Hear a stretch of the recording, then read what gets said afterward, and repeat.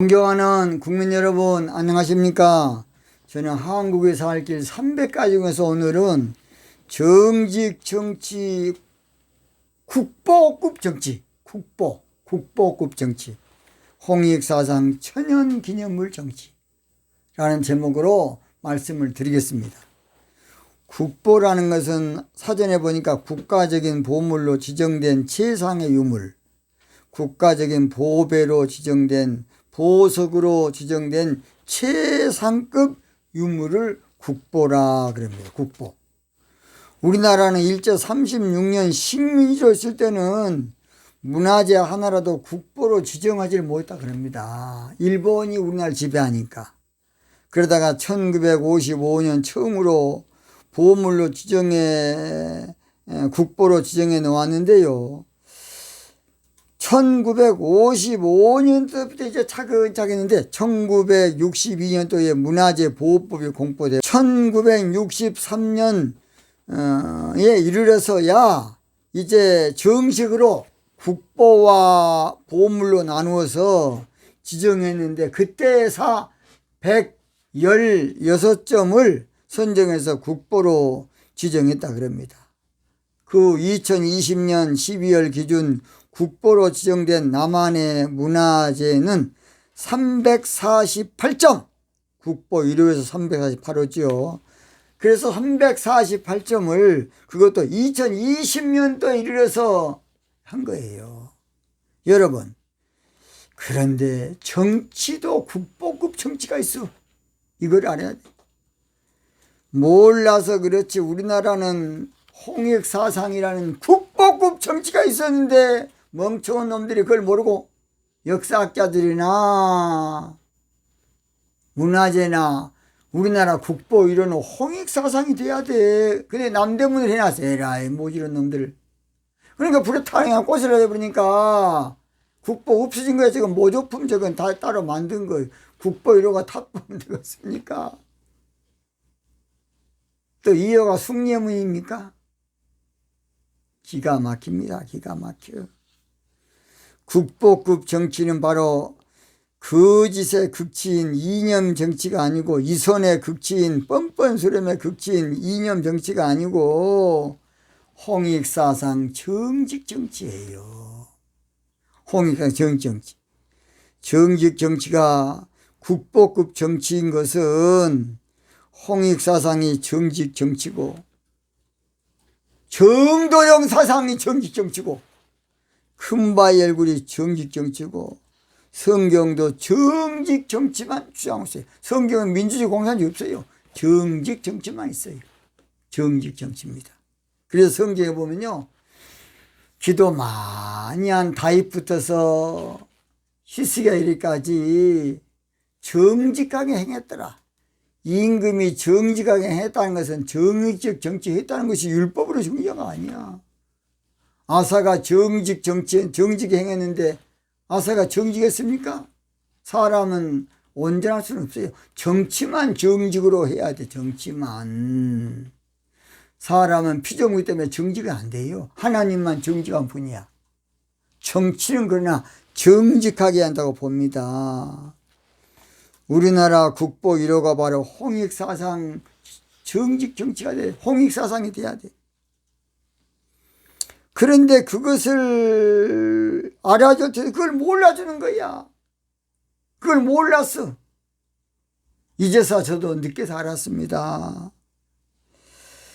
그래서 오늘 저희들은 진짜를 알아볼 줄 알아요. 진짜를. 어느 것이 진짜인가 이걸 알아봐야 돼. 성경 고린도서 16장 18절에 너희가 나와 함께 마음을 시원케 하였으니 그러므로 너희는 이런 자들을 알아주라는 말이 있어요. 알아주라. 우리가 그동안에 홍익사상이 뭔지 몰랐는지 알아줘야 돼. 중국 사마천 그 사기열전에 보면 자객열전이란 말이야. 자객열전. 이 말은 무슨 말이냐? 자기를 알아주는 사람을 위해서 사나이는 목숨을 바치다는 것이야.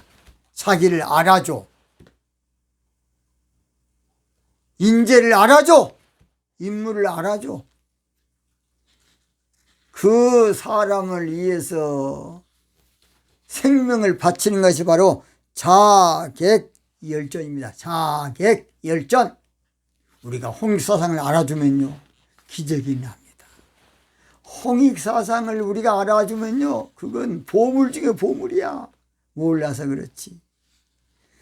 우리나라에 숨겨진 보물이 바로 홍익사상 정익정치입니다. 우리나라 숨겨진 보물이, 감춰진 보물이 바로 어마어마한 보물이 홍익사상 정익정치. 이걸 알아야 돼. 우리나라 최고 보석이 뭔지 아십니까? 몰라서 그렇지. 홍익사상이야. 그게 바로 정직정치라고 해요. 홍익사상. 보석. 홍익사상 정직정치는 그래서 국보급, 한마디로 최고의 세계에서 유일한 정치사상이 어느 나라도 없어. 홍익사상 정직정치는 그래서 인류가 향유하고 인류가 모두 거기에 이제 우주적인 가을절기, 지금 이제 모든 게 바꿔집니다. 뒤집어진 시대예요. 개벽의 시대라고 저 상생 TV에서 강의하더라고요.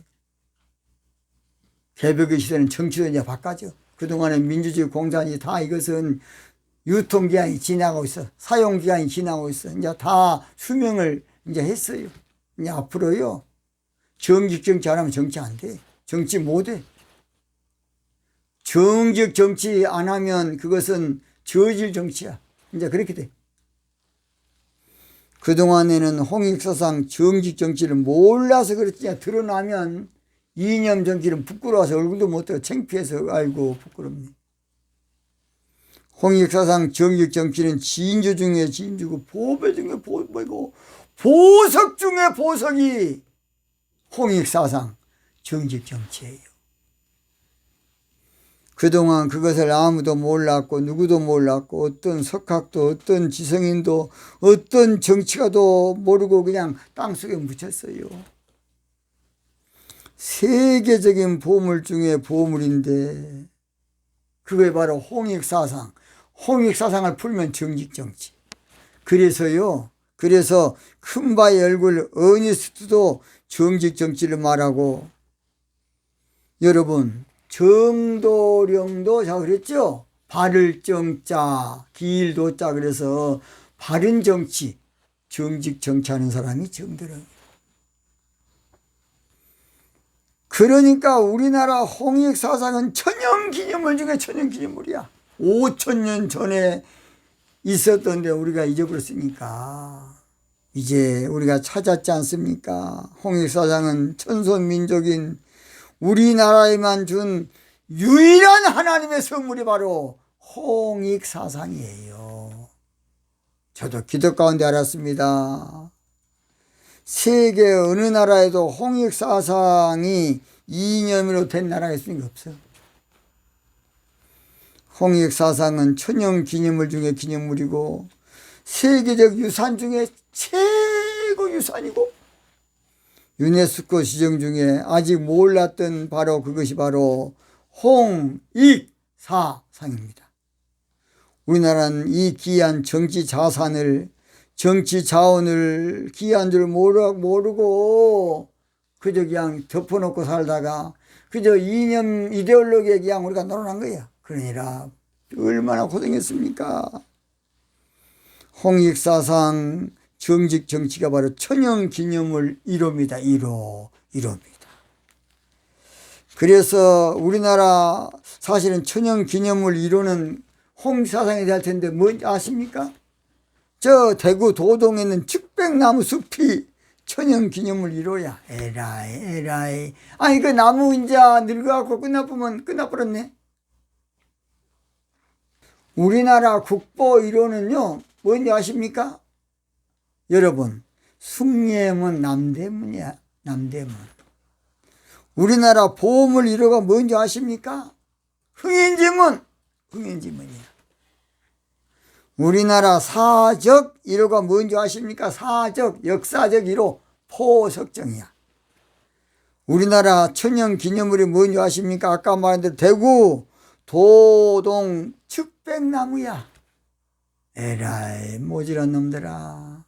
아니 측백나무 이제 몇 년 되면 고사 되면 이제 보물 천연기념물 어디가 천연기념물 1호가 바로 홍익사상이 돼야 돼. 측백나무가 언젠가 고사돼 버리면 이제 우리나라 천연기념물이 없어버렸어. 아니 나는 그렇게 학자들이 모지른 놈들 처음 봤어. 제가 그렇지 않습니까? 제가 초등학교 다닐 때요, 토끼와 거북이가 둘이서 경주를 했는데 가다가 토끼는 잠들어 버리고 거북이는 슬금슬금 가가지고 1등 했다. 그런 놈의 짓거리를 그 당시에는 뭉겨부지요. 아니 그걸 교과서에다가 올려놨어요. 저런 몰상시한 놈들이 그냥 어린 학생들에게 그게 맞습니까? 거북이가 가다가 토끼가 잠들었으면 빨리 일어나서 같이 가세 하고 손잡고 같이 가서 같이 1등이 안 막았습니까? 교육부! 저런 몰상시한 놈들 그냥 애기들한테 좋은 심성을 넣어줘야 나라가 안 되겠습니까? 나는 지식인들 그런 거 이해를 못해 나는. 그래서 선생님한테 제가 손들어서 이야기했더니 야 임마! 그대로 배운 대로 해. 그래서 그냥 알았습니다. 지금도 저 말이 맞다고 봅니다. 우리나라 정치적인 국보 이론은 홍익사상, 보물 이론도 홍익사상 정직정치, 사적 이론도 홍익사상 정직정치, 천연기념물도 홍익사상 정직정치하다고 봅니다. 저는 사실은 때로는 잘못된 것을 그저 넘어가는 법이 좀 없는 좀 그런 성격이 돼가지고 제가 또 홍인할 때가 좀 있었습니다. 그런데 우리 선생님이 그러더라고요. 너는 교회 다니니까 자식아 그렇게 한 것이야. 그런 거 앞으로 말하면 안 된다. 참으로 안타깝습니다. 홍익사상 정직정치는 유일하게 우리나라만 있는 최고의 특별사상이야. 세계 어느 나라도 없는 거. 그래서 아무쪼록 이 국보급 천연기념물 정직정치 국보급 정치 홍익사상 천연기념물 1호 정치 우리 회복합시다. 그러기 위해서는 홍익사상 정직정치할 대통령이 나와야 돼. 대통령이 홍익사상 정치 운동할 대통령이 나와야 돼. 정직 정부 만들 대통령이 나와야 돼.